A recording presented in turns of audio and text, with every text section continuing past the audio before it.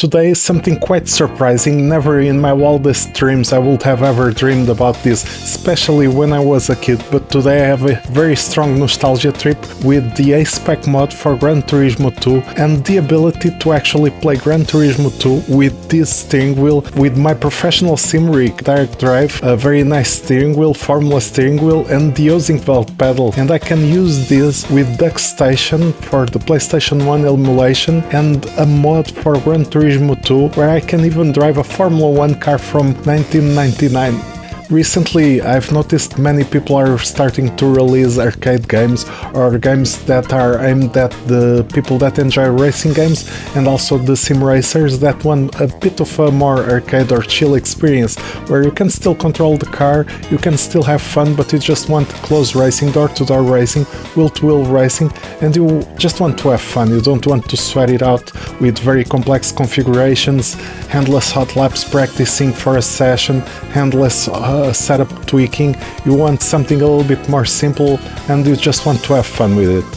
Sim racing can be very hardcore and it's easy for some people to burn out, so when I see this style of retro gaming where it invokes some kind of nostalgia, it's always interesting to me, and I've noticed so many games being released, but many times most games miss very basic and core features that were present in games from the 90s and early 2000s, from the first 3D low polygon era or the games that came from the PlayStation 1 era. For example, I had a blast playing Toka 2 British Touring Car Championship, and with some mods for the PC I was able to get the steering wheel working one-to-one with that game and the pedals even though I had to mix all my controllers into one vJoy device in order to be able to control everything.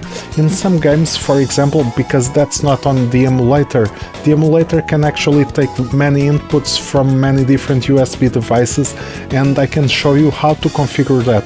But for some other games where they are bound to just accept one USB device, in those cases I am forced to use a few softwares, and I'm going to explain you which softwares are the most helpful to you. The first thing we need to remember is that we need a virtual joystick that works kind of like a handheld controller, where all the inputs are together in the same USB device. It will be almost like the same as having a Logitech steering wheel with the pedals attached, so if you have Fanatec pedals on a DD1 that could also work. But the problem with something like the DD1 is that we also have the axis on the steering wheel, and you have so many inputs and so many buttons that these are way too many buttons for what old games can accept, and so many times I end up removing a few of the axes, like the ones on the steering wheel, the axis from the clutch pedal, because some games only expect 3 axes, which is the steering, the accelerator and the brake pedal, and they do not accept 60 buttons, they accept maybe 20, 30 tops, so you cannot have too many buttons.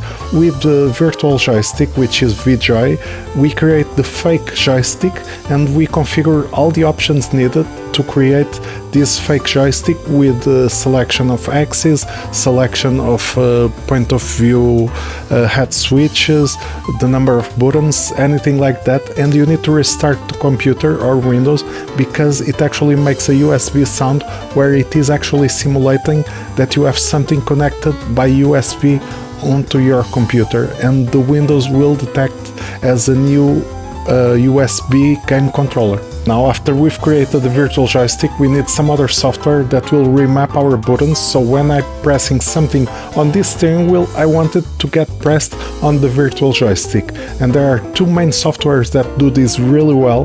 One of them is UCR, which is Universal Control Remapper, and the other one is Joystick Gremlin.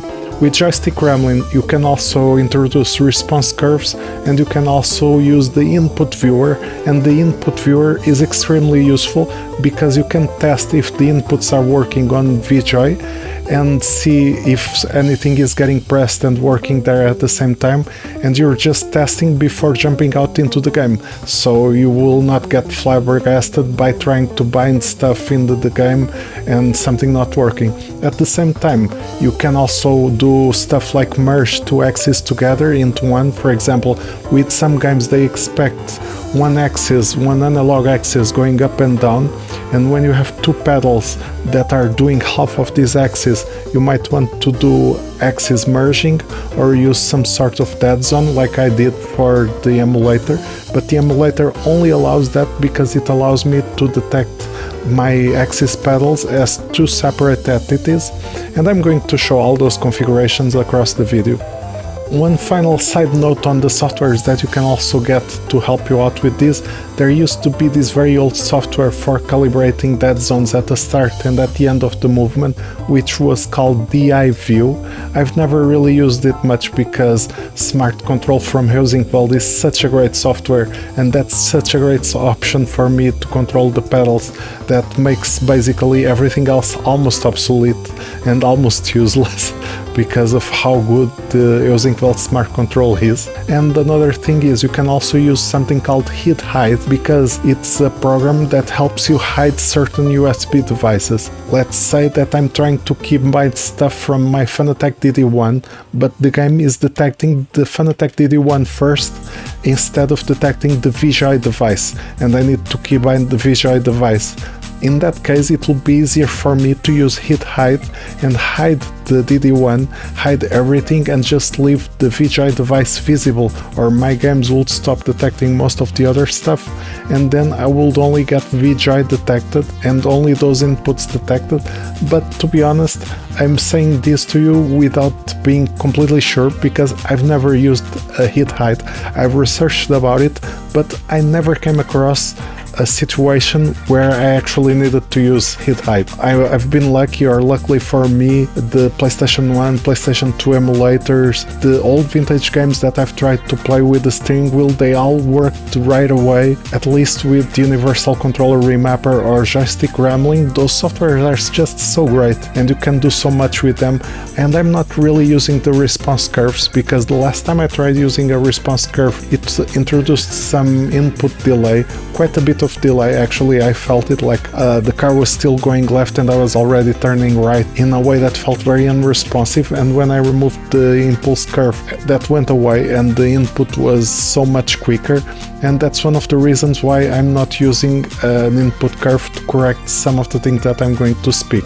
Sadly, I'm not using the response curve because it gives me some input delay, and I really don't like that. But in some games, for example, Gran Turismo 2 has a very nice filter on the PlayStation 1, and what happens with some games is that because some of these games they have great filters, they feel great on these controllers, and the feeling of steering with the analog axis is very nice because there is a dead zone in the middle, so it never feels too sensitive. It feels progressive because the controller inside the game gets its own curve for the steering more than the pedals themselves, and it gives you a ton of control. And what happens when I'm using the steering wheel, I have to adjust some sort of analog sensitivity on the emulator, or use a very short steering rotation, for example, in order to be able to use the steering wheel in a way that feels somewhat natural without untraining my usual style of driving, so to speak.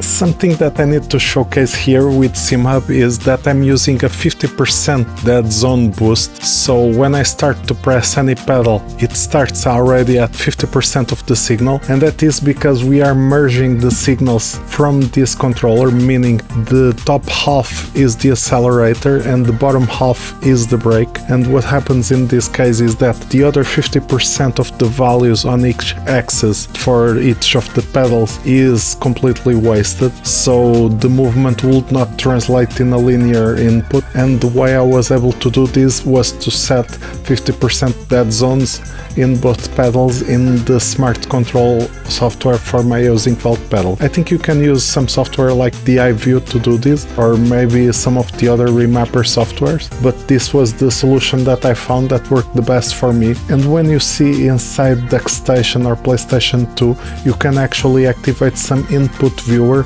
that showcases the values that you are outputting. In this case, we can test the value and see how far the accelerator is working, and now we are watching the brake working. And as you can see, this is the right analog stick down and this is the right analog stick up. and now this is turning left and this is turning right. Both in PlayStation 1 and PlayStation 2 emulators I can see the inputs that the emulator is actually producing for the game, and here I can see this is my right pedal, which is for the accelerator, it's the right analog stick up, and this is the right analog stick down for the brake pedal, and it's almost linear. And here for the steering it's a lot more aggressive for this particular game, which is the Gran Turismo 2. For example, in TOCA 2 British Touring Cars Championship I would have to use a lot more sensitivity on the steering wheel and reduce analog sensitivity on the emulator in order to achieve a more linear feel for the steering wheel, because that's what will be required for that game in particular.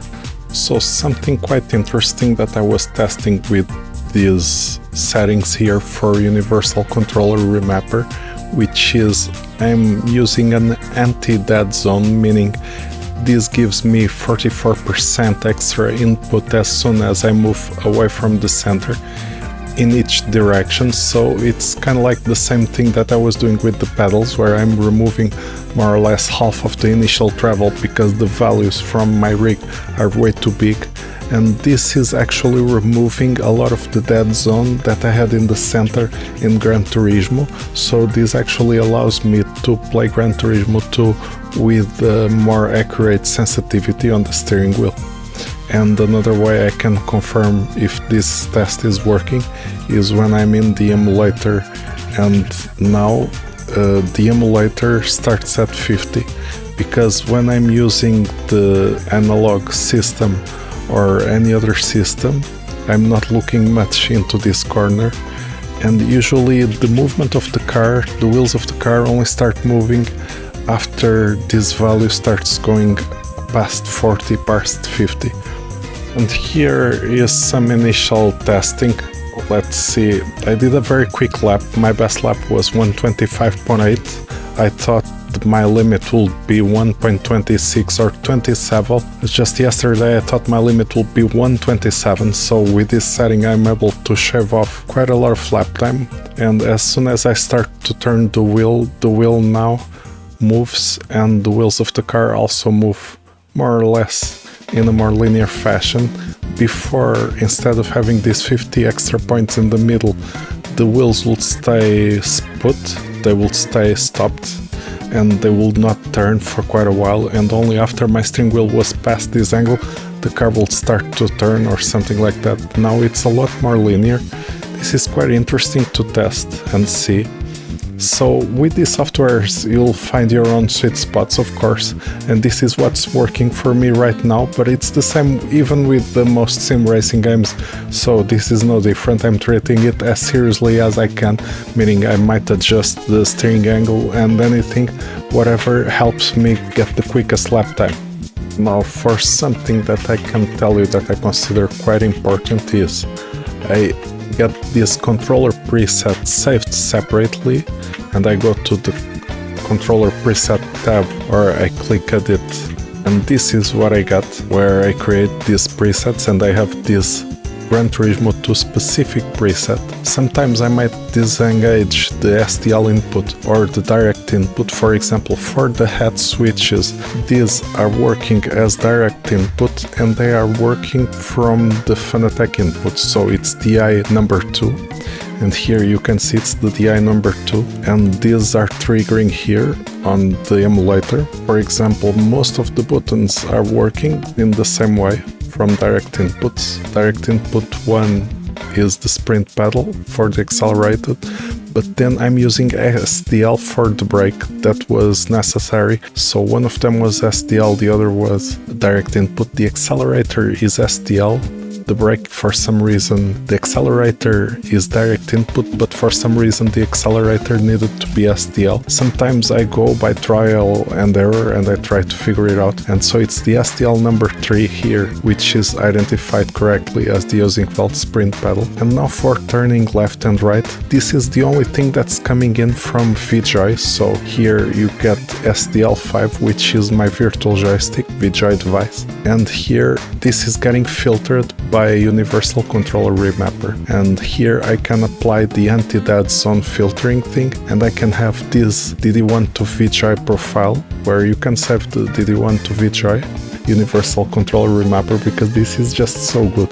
This and Joystick Gremlin and vJoy, these tools are just so damn good. And thanks to this, I can have this profile. You can also change the name, so for example, this is just amazing that it can work so well. I'm so amazed by this. And basically that's it. You have to be a bit careful with the keybinds here. There are other games, for example, there are ported games for PC that come from PlayStation 1, or maybe some old versions of older games that work in very specific ways, like Tokka Race Driver 2, 3, those work nicely, but Tokka Race Driver 1 also has some weird quirks about the steering axis, so each game will be different. You need to get a feel for the game. Thankfully, on the emulator and on the Gran Turismo 2, this stuff is way easier to figure out. I hope this video was useful for you guys. It's a little bit of a different video, of course, because this is something a bit on the retro gaming style, but if you enjoyed this, tell me. I might create just a channel for retro gaming, so I can have separate sim racing and retro gaming in different channels. And tell me if this video was useful for you, if you figured something else out that can be helpful as well. I'm willing to develop more these ideas. For me, this took me a while to figure out. This is not easy to get it going, but when you get it going, it's very satisfying, and it completely opens up a new realm of possibilities and experiences that most people never even thought possible. I'm very happy to share with you guys and to help you guys get different experiences using your own sim rigs, and figure out that these sim rigs can work well almost in any game as long as you are willing to go through a few steps. This is something quite interesting that I have discovered, and I'm very happy. Thank you guys for watching, and see you on the next one.